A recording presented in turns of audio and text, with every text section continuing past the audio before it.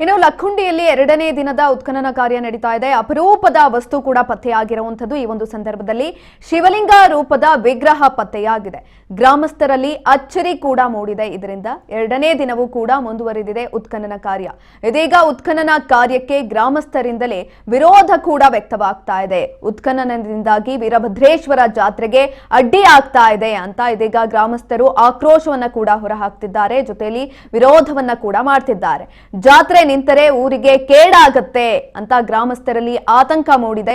ಹೀಗಾಗಿ ವೀರಭದ್ರೇಶ್ವರ ಜಾತ್ರೆಯನ್ನ ತಡೆಯದಂತೆ ಮನವಿಯನ್ನ ಕೂಡ ಮಾಡಿಕೊಳ್ಳಲಾಗಿದೆ.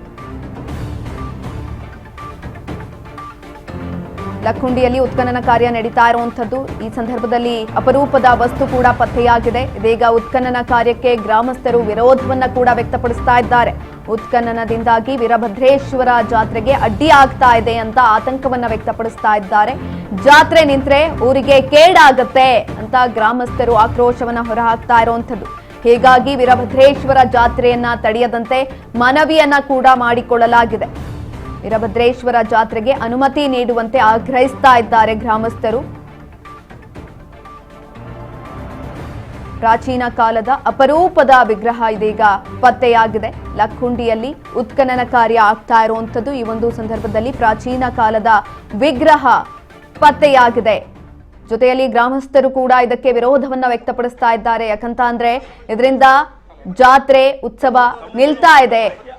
ಹಾಗಾಗಿ ಊರಿಗೆ ಗ್ರಾಮಕ್ಕೆ ಕೆಡಕಾಗತ್ತೆ ಜಾತ್ರೆ ನಿಂತ್ರೆ. ಇದಕ್ಕೆ ಅನುಮತಿಯನ್ನ ಕೊಡಬೇಕು, ಜಾತ್ರೆಯನ್ನ ನಡೆಸಬೇಕು ಅಂತ ಗ್ರಾಮಸ್ಥರು ಅನುಮತಿಯನ್ನ ಕೂಡ ಕೇಳ್ತಾ ಇರುವಂತದ್ದು. ಜಾತ್ರೆ ನಿಂತ್ರೆ ಊರಿಗೆ ಕೇಡಾಗತ್ತೆ.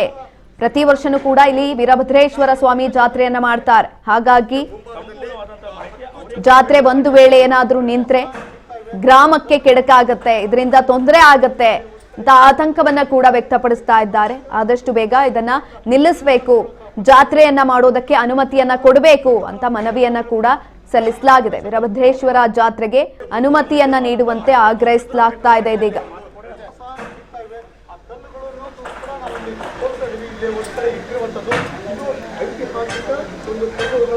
ಶಿಲಾನ್ಯಾಸಗಳು ಸಹ